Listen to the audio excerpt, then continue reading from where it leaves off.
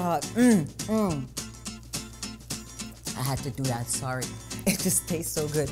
Now, these Nordic spices that everybody's been talking about, you've heard the story. Everybody, you know, it's what is happening. We want some. It's growing chez nous, in our backyard. Oh, 1,000 kilometers north, but it's our place. Every day in the store, there is one person, if not 2 or 3. Can we get? What do we do? Give me more. So give them more. Well, the main question is, what do we do with it? Because it has these lovely, fragrant aromas of the forest of the Great North, and they're enchanting, but you don't really know what to do with it because they are relatively new to cooking. There is one hour that's been used for thousands of years, and that's Labrador tea.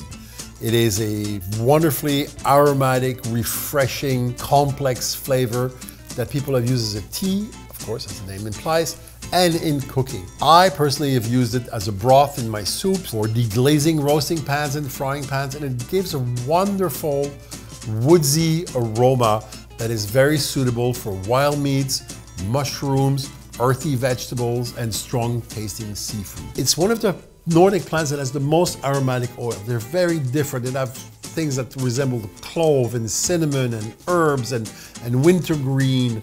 And it's really like a Nordic allspice. A few leaves in any dish, like a bay leaf, will improve your dishes. It's a tea, or a tisane, if you will. The way that it has always been used as a drink is that it is put in lightly boiling water, and then you sort of strain it and drink it. Be careful, don't overboil it. Yeah, it has strong medicinal properties. Exactly. So, you know, a little bit of self-discipline is required. A couple of cups a day. Yeah. Or you could do what you do with a normal tea, if you will. Just steep it, keep your leaves, and do multiple infusions. It won't be as strong as if you boil it, but it's equally good, and a little goes a long way. Luckily for us, we've got the responsible people who take care of harvesting these things. We are lucky.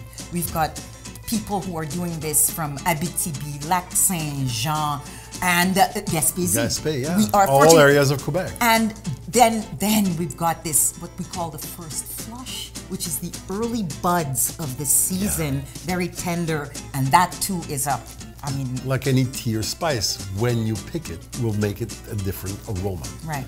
So it's really up to you to decide what you like best. That's not our problem anymore.